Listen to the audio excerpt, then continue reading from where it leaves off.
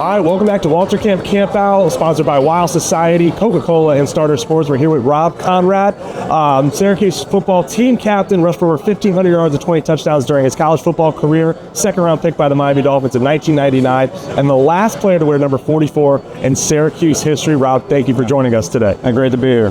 What made you want to play for Syracuse out of high school? You grew up in Rochester, New York, am I right? I was born in Rochester. I grew up outside of Boston, North Shore of Massachusetts. Yeah, you played in Massachusetts. Yeah. So what made you want to go back to New York and play in Syracuse? Recruiting story is kind of the longer story, but when it came down to it, it was within a 5-hour driving radius for my parents and our family to come watch play. Visited a bunch of places. I wanted to play offensive football. Yeah. I was ranked in as like a top 20 fullback and linebacker. I was actually a more highly rated linebacker, but yeah. I wanted to play offensive football. I wanted to go to and have a system that used the fullback, and there weren't that many of them. Right. And Notre Dame, Syracuse were kind of the top groups that I was considering at the time. And look, at the end of the day, you do a visit and you get to see some of the players on the team, and I'm sitting there looking at Donovan McNabb, who I would be playing with for 4 years. Yeah. Marvin Harrison's out playing wide receiver. Yeah. Pretty loaded defense, and then even against a Notre Dame team that had all the recruits, you could say Syracuse is going to have a pretty dynamic football team. Yeah. And then to seal the deal, Coach Pasqualoni offered me number 44, which is, I don't know that I knew how big of a deal it was at the time, but I wanted to wear it mostly because the number I always wore. Yeah. Wanted to take on that challenge, and it ended up being just a great experience. And I wanted to ask you about that because number 44 in Syracuse history, probably one of those famous numbers in college football. Jim Brown, Floyd Little, Ernie Davis, the first African-American Heisman Trophy winner. Yeah. And you carried on that legacy, the last man to wear it. What does that mean to you? Did it mean something to you when you were playing, or does it mean more to you now knowing that you were the last one? It meant a lot to me when I was playing. I mean, I'm doing an event in Syracuse next week surrounding the legend of the 44, and I was reading an article from 1995, my freshman year, where we played BC. I scored 3 touchdowns and had 100 yards rushing in like the first quarter. Yeah. I thought I was putting on a pretty good show, and then I read the comments, and I remember my conversation with Jim at my formative years of 18 years old. It just ripped me apart for the games, and I needed to lose 15 pounds. So there was a standard of excellence that you knew that you couldn't let yourself, your teammate, your school, your community down, and so that was something that it was something you had to want. How often did you talk to Jim Brown and Floyd Little and those guys that reminded you, hey, look at the number on your chest is more important than the name on your back? Always available. Really, you think about having 2 guys, or by the way, are completely different people. Yeah. And from from the motivational and how they view the world standpoint, both wonderful people. But at those years, to have access to to speak with those guys and have one of the things I loved about going to Syracuse is Tim Green, who's a dear friend, was a mentor as it related to business and football, and kind of a holistic view about what you're doing as a student athlete. But having Floyd, who is a perpetual optimist, Floyd from New Haven, and I just perpetual optimism as a force multiplier, and that was Floyd. I mean, he was just, you want to talk to Jim first because he'd rip you apart in a good way. He wanted to make you better, challenge you, and then Floyd would kind of put you back together. Gotcha. But good cop, bad cop. But as a young kid, I mean, what a great what a great opportunity that was to be around those guys. So yeah, and then so you graduate from Syracuse and you go into the draft. Yeah. Were you in the combine? Did you do the combine? Yeah, I did the combine. I was top ranked fullback coming out, it's interesting. When I was coming into the NFL, I would say it was kind of the beginning of the end of the fullback, if you would. I wanted to talk about that a little bit because the position's kind of been phased out. But the one thing that I noticed about your career is that you actually had more catches than you had rushing attempts. Yeah. And that's how it's used today when you see like the 49ers with use check and that more of like a utility kind of F position. So talk to me a little bit about. You want the technical answer? I want the real answer. The real answer is in the NFL, athletes are so good, whereas when you hand the ball to a fullback, okay, your tailback is now not a blocker, not really in play. You're not playing like a short man on defense, right? Yeah. Like a penalty play.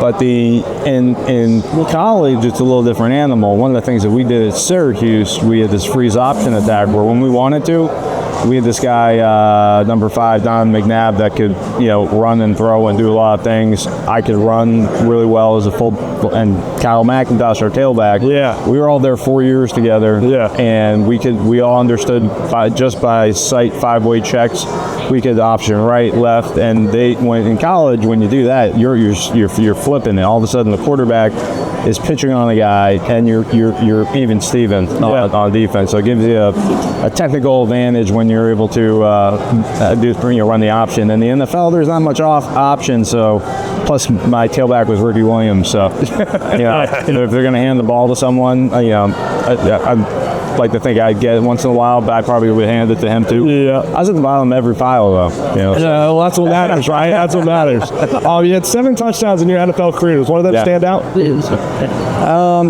Probably my the first game I ever played was at Mile High Stadium with Dan Marino. His last year, they just gave John Elway his ring. It was a ring ceremony. Yeah. It was a Monday Night Football game. The place was wild. I was playing as Bill Romanowski most of the game, but lucky guy. Steve Atwater at safety. It was like that was this is a welcome to the NFL moment. And so anyways, long story short, I was nervous wreck, which I thought I was over, but I was for that game. Ended up scoring the go-ahead game-winning touchdown, the pass from Marino. Oh, very nice. Really neat. So great story about this is Dan, being a little bit of a jokester, I said, I probably want to have this. I don't know how much longer Dan's going to be playing. So I printed out this picture, and I said, Dan, would you mind signing this for me? He said, sure. Rob, thanks, or congratulations on your first NFL touchdown. My 409th. Just a little dig.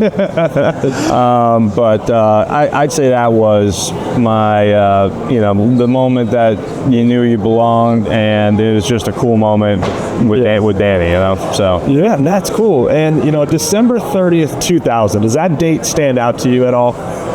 December 30th, 2000 would be. Is that my? No, I don't think it does, actually. You're going to get me in trouble. Well, here it is. It's the last time the Dolphins have won a playoff game. Oh, yeah.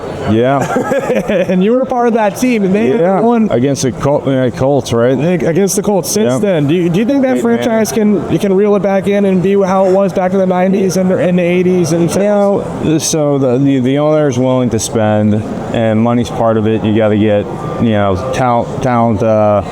You have to be identify talent, acquire talent, develop talent, and then coach. Yeah. And a little bit of luck, right? Yeah. We had good teams. We only had one losing record. Our problem is we ran into a Tom Brady. We played in Michigan in college. He got benched and got a lot better. And all of a sudden, we were like the end of my career was the start of their three-peat. Right. Which in our division, Bucky was a part of. which Buck was part of, and I was knocking heads with him. But they got to a point where it was, they were winning the AFC East, therefore advantage playoff positions. But we were in the playoffs, I want to say 3 or 4 years. Yeah. And, played in some second round. We played in a lot of wild card games. We had our first year we had like a 65-7. Bad. The worst game I ever played in. The Jaguars game where Danny ended up getting hurt and it was his last game. Jimmy Johnson's last game. Jimmy Johnson came in at halftime and said, "I'm retiring. You're playing for luck." And walked out of the locker room. Right, nice. But, real motivating, coach. Yeah, it was pretty motivating. But those playoff games are a whole lot of fun, man. They're so intense. It's like being on Monday Night Football or opening day. Playoff games, just the intensity step up a bit. So we had some good teams, and the Dolphins will get there. They just need I need to find that identity, stick with it, and be able to build around it. So. And my last question, I read this online. Can you tell me this story? You fell off a fishing boat, swam 9 miles to shore. How long do you have? We got about a minute. If you could squeeze it in. Yeah, so this is it was actually 10 years ago this January. Yep. I was guy Chip Kelly was a coach, was head coach at UCLA, I think at the time. No, I think it might have been, he was somewhere in college. He was in bouncing around. I think he was in Oregon maybe. But he was coming to South Florida, but New England guy, was coming to go fishing. I decided I wanted to go get my boat fixed so nothing bad would happen. So I ran the boat out, fished my way up to where I get service. On the way there, found a fish, long story short, thought I'd turn my engines off, left one on with my steering control heading right towards the Bahamas, flipped out of the boat, and I couldn't catch it because the boat was going 3-4 miles an hour. Yeah. And long story short, I was about 10 miles offshore, traveled 26 miles over 16 hours from noon till 5 in the morning. In January cold front that was 40 something degrees. Oh my God. But the water was 70, so actually it was a little bit better, but there's a lot more to the story, but super. It's probably one of the most challenging and positive things that's ever happened to me to survive that, and no one got hurt and to reset things. But I would not want to try it again. I don't blame you. I don't blame you. And I'm glad I did not know what was in front of me when I started. Yeah. So. And we're happy you made it short because you wouldn't be here today, and I really appreciate you stopping by for this podcast. Really great. Thank you. Excellent, buddy. Thanks.